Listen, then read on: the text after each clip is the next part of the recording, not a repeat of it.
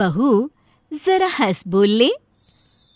शहरों में 2 कमरे का मकान ही एक सामान्य फैमिली के लिए किसी सपने के पूरे होने जैसा होता है। आम सी नौकरी करने वाला रवि किराए से रहा करता था, लेकिन उसकी चालाक बीवी सीमा। आप अपने पापा को क्यों नहीं बोलते हो? गांव का मकान बेचकर यहाँ शहर में घर ले ले। अरे कैसी बात कर रही हो? यहाँ कैसे रहेंगे? वहाँ बड़ा खुला इलाका, यहाँ छोटा सा 2 कमरे का मकान, वो भी ना जमीन में ना आसमान में। पता है, माँ पापा को टहलने का भी शौक है। इस शहर की धूल मिट्टी में कहाँ जाएंगे? नहीं नहीं। सीमा एक बार को चुप हो जाती है, लेकिन ठान लेती है कि वो रवि के पिता से किसी भी तरह पैसे लेकर रहेगी। शाम को जब रवि आता है तो बच्चे रो रहे होते हैं। अरे क्या हो गया इन दोनों को? रो क्यों रहे हैं? दोनों अंदर जाओ, मैं पापा से बात कर रही हूँ। दोनों अंदर चले जाते हैं। अब बताओ क्या हुआ? क्यों मारा है बच्चों को? अरे मैं क्यों मारूंगी? पागल नहीं हूँ मैं। वो क्या है ना, सोसाइटी में नया रूल आया है। अब झूले और दूसरे पार्क और मैदान में सिर्फ उन लोगों के बच्चे ही खेल सकते हैं जिनके अपने मकान हैं। किराए पर रहने वाले लोगों के लिए कोई सुविधा नहीं मिलेगी, समझे? उफ, ये क्या? अब क्या करे रवि? छोटी सी सैलरी में घर कैसे खरीदे? बच्चों की ओर देखता है तो सोचता है कि वो क्या दे रहा है अपने बच्चों को। लग रहा है पापा माँ से बात करनी ही होगी, लेकिन फिर वो लोग यहाँ आकर रहेंगे। तुम मैनेज कर लोगी? अरे मैनेज क्या करना है? क्यों नहीं, बिल्कुल। मेरे भी तो वो माता पिता लगते हैं। मैं तो उनका सम्मान तब भी करूंगी जब वो पैसे नहीं भी देंगे। अरे बंद करो ये डायलॉग। कैसे तुम्हारे व्यवहार के कारण उन लोगों ने यहाँ आना छोड़ दिया है, और उन लोगों से अब मैं ये कहूँ कि यहाँ आकर रहे तो वो बिल्कुल नहीं मानने वाले। अरे किसी को सुधरने का मौका भी तो देना चाहिए ना, नहीं तो कैसे होगा? रवि सीमा की चिकनी चुपड़ी बातों में आ जाता है और फैसला कर लेता है कि वो पापा से बात करेगा। रवि पिता से सारी बात करता है, उन लोगों को बच्चों का हवाला देता है। अरे नहीं नहीं बेटा, बहू का व्यवहार हम लोगों को वहाँ रहने नहीं देगा। यहाँ तो आस पड़ोस है, माँ सारा दिन काम करती रहती है, घर गृहस्थी संभालती है। हम तो यहीं खुश है बेटा। नहीं नहीं। कैसी बात कर रहे हैं पिताजी? मुझसे गलती हो गई, मुझे माफ कर दीजिए। आप लोगों की सेवा का मौका मुझे भी मिलना चाहिए। देखिए ना, सभी के दादा दादी बच्चों के पास रहते हैं। मेरे बच्चों को भी तो दादा दादी का प्यार मिले। सर पर पल्ला रखकर सीमा की बात सुनकर वो बेचारे पिघल जाते हैं। अब क्या, घर बार सब बेचकर वो शहर आ जाते हैं। हम लोगों को कितना छोटा कमरा दिया है। अरे कोई बात नहीं, कमरा बड़ा होकर क्या करोगी? यहाँ बहू बच्चों के साथ हो, ये क्या कम है? वैसे भी पूरा घर है, जहाँ मर्जी घूमो। लेकिन जिन सपनों को आंखों में सजाए वो बेटे के घर आए थे, वो ज्यादा दिन नहीं टिकता, कुछ ही दिनों में। भूख लग गई, रात के खाने के लिए बहू ने बुलाया भी नहीं। अरे जाकर बाहर देख लो, हो सकता है बहू को किचन में कोई काम हो, मदद कर दो उसकी। सास कमरे से बाहर आती है तो सामने खाना रखा होता है और बेटा बहू का कमरा बंद। ये खाना किसका लगा है? लगता है बहू रख कर भूल गई होगी। सास बहू के कमरे का दरवाजा खटखटाती है, जो अंदर से बंद होता है। हाँ माँ जी, क्या हो गया? क्यों रात के वक्त में मेरे कमरे का दरवाजा पटक रही हैं?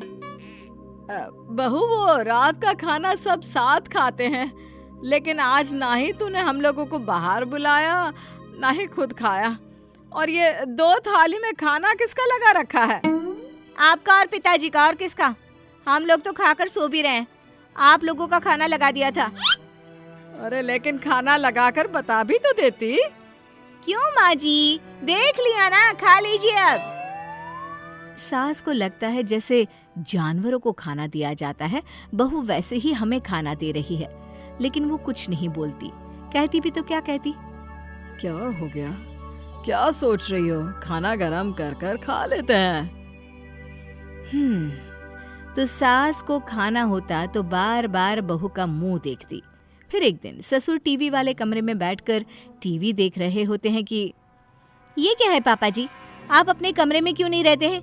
यहाँ लोगों का आना जाना लगा रहता है। जब आप लोग साथ हैं तो लोगों ने आना जाना भी बंद कर दिया है कि सास ससुर बैठे रहते हैं सारा दिन। बहू, मेरी भी कुछ सहेलियां बनवा दे। सारा दिन घर में बैठे बैठे बोर हो जाती हूँ। घर पर तो कोई हम लोगों से बात भी नहीं करता है। बहू, तुम सारा दिन आस पड़ोस में हंसी मजाक कर लेती हो, कभी कभी हम लोगों से भी बात कर लिया करो। क्या बात करूं आप लोगों से? हाँ, अरे ना हो तो गांव चले जाइए ना कुछ दिनों के लिए, मन लग जाएगा। वाह बहू, जब पैसे और घर चाहिए था तो ऐसे बातें कर रही थी जैसे। हाँ तो अगर यहाँ रहना है तो शांति से रहना होगा, नहीं तो।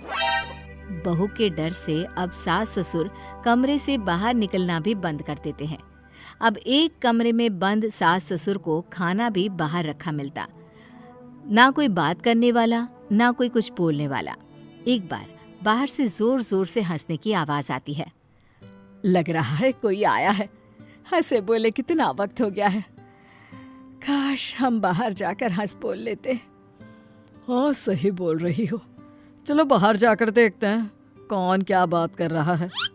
सास ससुर बाहर आते हैं तो सामने उनके बेटे और बहू जैसा ही एक कपल बैठा होता है। सभी खा पी रहे होते हैं और हंस बोल रहे होते हैं। कपल में से लड़की उठकर दोनों के पैर छूती है। नमस्ते अंकल, नमस्ते आंटी। माँ पापा, आप दोनों कमरे से बाहर, कुछ चाहिए था क्या? हाँ बेटा, कमरे में बंद घुटन हो रही थी, बाहर से हंसने बोलने की आवाज आई तो सोचा देखो क्या हो रहा है। अरे हाँ, और आप लोग क्यों बोर हो रहे थे? सीमा भाभी तो इतनी हंसमुख है, जब से हम आए हैं वही बोली जा रही है। हाँ बिल्कुल, बहुत मजाक किया है। हंस हंस कर बुरा हाल हो गया। आप बहुत खुश नसीब है कि आपको घर में ही कॉमेडियन मिला है। माता पिता बहू और बेटी की ओर देखते हैं और कमरे में चले जाते हैं। अरे माँ पापा रुको ना, बैठो, अंदर क्यों जा रहे हो? कोई बात नहीं, जाने दो ना, मैं कमरे में ही चाय दे दूंगी। नहीं नहीं, चाय नहीं पीना। तो फिर और कुछ चाहिए क्या आंटी? बहू सास ससुर के बर्ताव से चिढ़ रही होती है, लेकिन मेहमानों के सामने बोलती भी क्या। हाँ हाँ पापा जी, मम्मी जी, क्या चाहिए? बोलिए। बहू, जरा हम लोगों के साथ भी हंस बोल लिया करो, कमरे में लाश की तरह पड़े रहते हैं। जमाने के लिए तो तू बहुत अच्छी है, फिर हम लोगों के साथ ही ऐसे क्यों? ये बोलकर सास ससुर कमरे में चले जाते हैं। भाभी, वैसे ये ठीक नहीं है, जो माता पिता को घर में लाश की तरह रखे और बाहर वालों के सामने अच्छा बने। खैर, आप लोगों के घर का मामला है, चलते हैं हम। सभी वहां से चले जाते हैं, लेकिन बेटा और बहू समझ चुके होते हैं कि अब उन्हें माता पिता के साथ कैसा व्यवहार करना है।